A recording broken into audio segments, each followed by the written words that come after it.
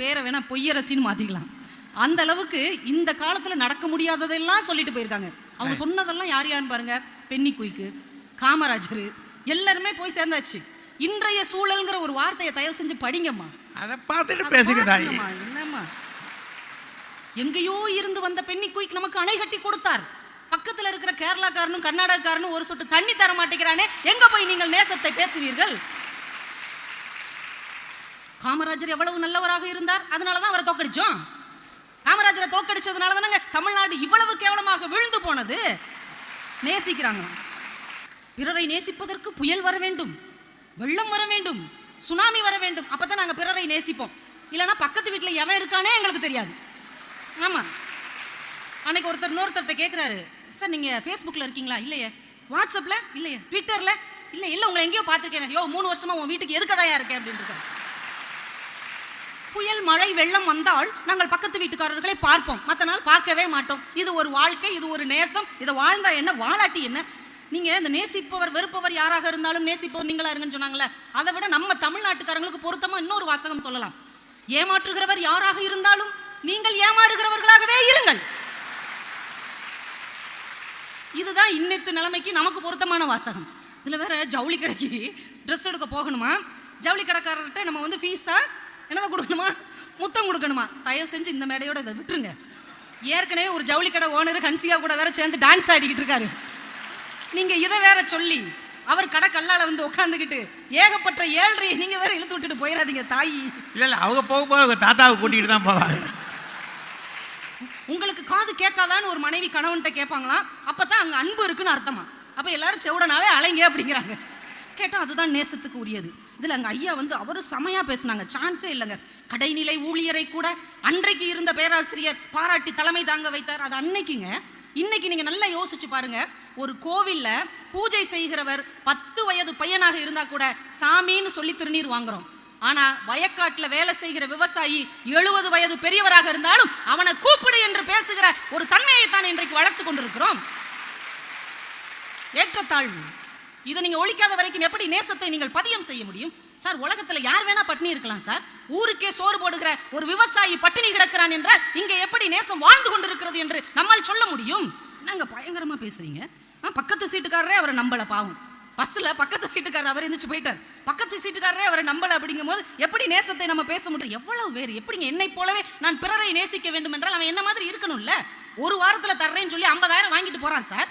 அதுக்கப்புறம் நம்மளை திரும்பி கூட பார்க்க மாட்டேங்கிறானே, அந்த நண்பனை நான் எப்படி நேசிக்க முடியும்? யோசிச்சு பாருங்க. ஒவ்வொரு மனசுக்குள்ளேயும் ஒருத்தர் இருந்துகிட்டே இருப்பாங்க. அது ஆணோ பெண்ணோ யாரை வேணா இருக்கலாம். நாம முன்னால நின்று நேசித்த ஒருவர் நம் முதுகுக்கு பின்னால் நம்மை குத்திய அனுபவம் ஒவ்வொருவருக்கும் இருக்கிறதா இல்லையா? என்னை போலவே தான் நேசிச்சேன். ஆனா அவங்க திருப்பி அந்த அன்பை தரலையே. தராததோடு நமக்கு துரோகமும் செஞ்சுட்டு போற மனிதர்கள் தானே இன்றைக்கு அதிகமாக இருக்கிறார்கள். அதனாலதான் பாரதி சொன்னான், இந்த பதர்களை எல்லாம் நெல்லாம் என்று எண்ணி நான் இருப்பேனோ என்று வருத்தப்பட்டானே.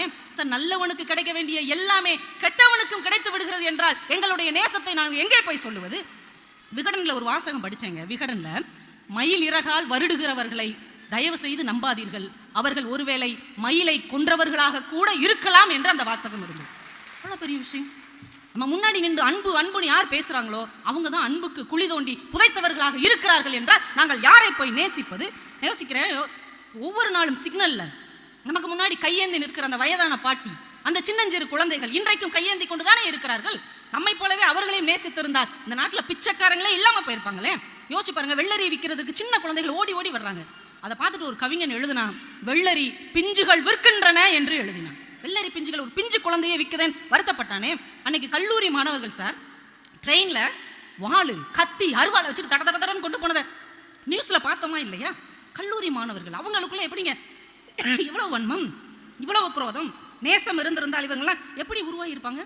யோசிச்சு பாருங்க. நமக்குள்ளே நேசம் மட்டும் இருந்திருந்தால் கலெக்டர் ஆபீஸ்ல ஒருத்தன் மனைவி குழந்தைகளோட மண்ணெண்ணை ஊத்தி கொளுத்திக்கிட்டு சாகுறான் சார். எல்லாம் போய் வாட்ஸ்அப்ல போட்டோ எடுத்துட்டு இருக்கிறோம்.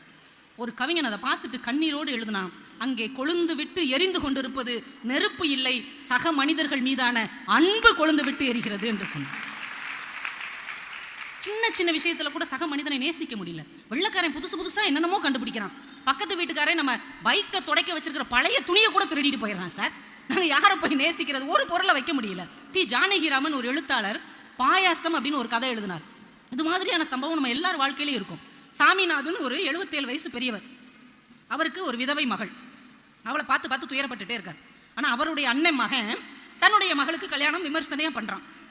ஆனால் எல்லாத்துலேயும் சித்தப்பாவை கூப்பிட்டு சித்தப்பா நீங்கள் தான் பார்க்கணும்னு ஒப்படைச்சிக்கிட்டே இருக்கான். சமையல் கட்டை பார்த்துக்கோங்க அப்படின்னு. பாயாசம் அண்டா நிறைய இப்படி கொதிச்சுக்கிட்டு இருக்கு, ஆளே இல்லை. இப்போ இந்த சித்தப்பா என்ன பண்ணார் தெரியுமா, அப்படியே பாயாசத்தை அண்டாவோட கொட்டி விட்டுறாரு சாக்கடையில். அதுக்கப்புறம் அவன் ஓடி வந்து என்ன சித்தப்பான்னு உடனே டக்குன்னு சொல்கிறாரு, பெருச்சாளி விழுந்த பாயாசத்தை எவன்டா குடிப்பான்னார். தன்னுடைய மனசுக்குள் இருக்கிற வன்மத்தை ஒவ்வொரு உறவும் ஏதாவது ஒரு விதத்தில் நம்மிடம் காட்டி கொண்டிருக்கிறார்களா இல்லையா? நான் சொன்ன சம்பவம் வேணா வேறையா இருக்கலாம், ஆனால் ஒவ்வொரு வீட்டிலையும் நாம் நேசிக்கிற ஒரு உறவுக்காரர்கள் நம் மீது வன்மத்தை செலுத்துகிறார்களா இல்லையா? இது நடந்துச்சுன்னா கைதட்டுங்க, இல்லைன்னா கைதட்டாதீங்க. ஆக ஒரு கைதட்டுக்கு பேச வேண்டியிருக்கு. ஒவ்வொரு வீட்டுக்குள்ளேயும் இது இருக்குதுங்க. நாம நேசிக்கிற யாரோ ஒருத்தர் நமக்கு பதிலாக, நேசத்திற்கு பதிலாக துரோகத்தை கொடுத்து கொண்டே இருக்கிறார்கள். வாழ்க்கைக்கு தாங்க பணம் தேவை. ஆனால் என்றைக்கு பணம் தான் வாழ்க்கை என்று மாறிவிட்டதோ அதற்கு பின்னால் நாம் நேசத்தை பற்றியோ பிறரோடு நேசம் பகிர்வதை பற்றியோ பேசுவதில் அர்த்தமே இல்லை என்று சொல்லி வாய்ப்புக்கு சுப்புலட்சுமி அவர்கள் ரொம்பவுமே உற்சாகமாக பேசினார்கள். அவங்க மேடைக்கு வரும்போது கவிதா ஜவஹர் கொஞ்சம் கிட்ட போய் பேசாதீங்க, தொண்டையை பிடிக்குதுன்னு ஒரு உதவி செஞ்சாங்க.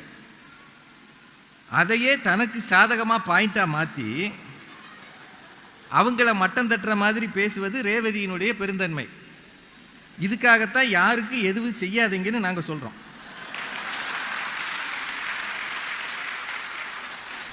நம்ம ஊரில் பாடின அன்னம் இட்ட வீட்டிலே கண்ணக்கோல் காட்டவே எண்ணம் கொண்ட மானிடர்னா, நம்ம வீட்டில் சோத்தை தின்னுட்டு நம்ம வீட்டையே பார்க்குறீங்க, எப்படி இவ்வளோ பெரிய வீடு கட்டியிருக்கான், வெளியில் போய் அவங்கிட்ட எங்கிருந்தோ காசு வருது சொல்கிறானா சொல்லலையா? இந்த மாதிரி ஒரு உலகத்தில் நம்மை போல் பிறரை நேசி எப்படி முடியும்? நிறைய பேசியிருக்கிறாங்க. அவர் 19 முறை ரத்த தானம் செஞ்சு, கரெக்ட் தானையா? 17 19 இல்லை, அவங்க சொன்னது 17, ஆனால் அவருக்கு தெரியும் 19. அதான் உண்மை. அதில் 2 குறைச்சி சொல்லிட்டு ஒழிக்காதுங்கம்மா.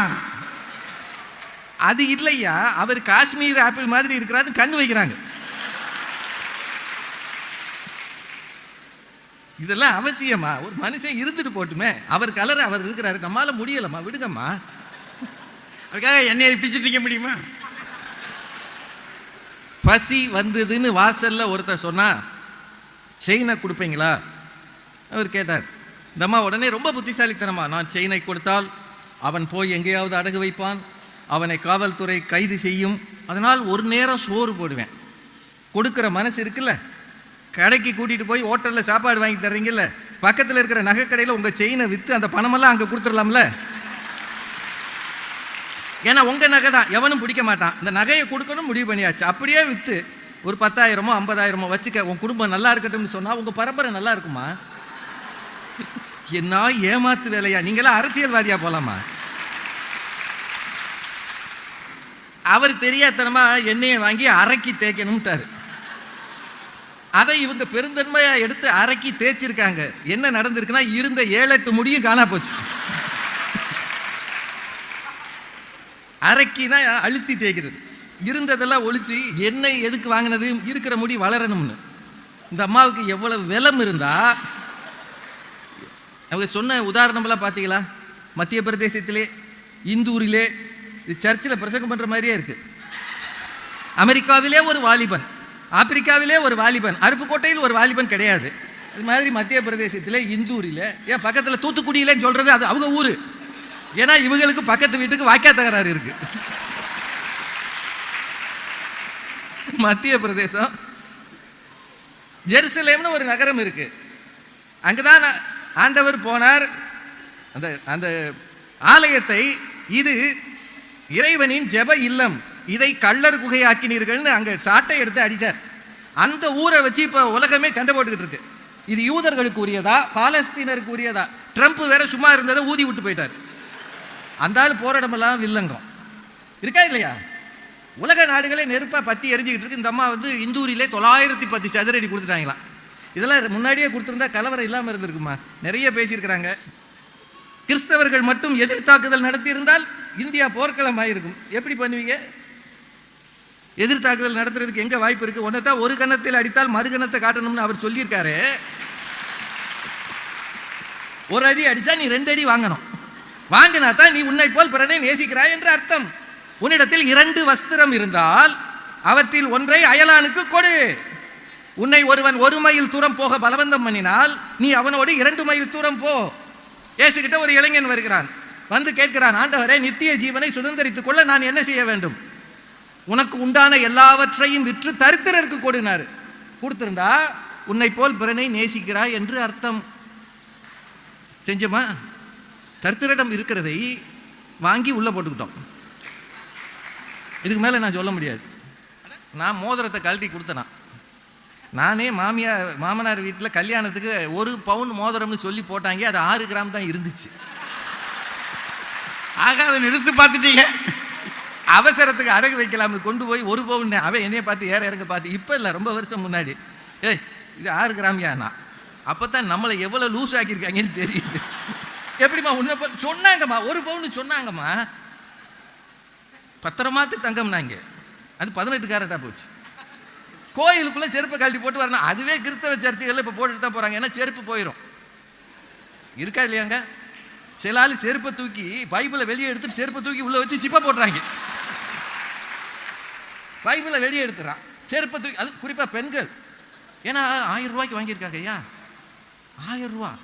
அந்தம்மா அதை தூக்கி அது பக்கத்தில் வச்சுட்டு பார்த்துக்கிட்டே ஜெபம் பண்ணுது. ஒரு செருப்பை நம்பலை, நாம் தொலைவில் இருக்கிற ஆண்டவர் மேலே என்ன விசுவாசம் வச்சுருக்கோம்?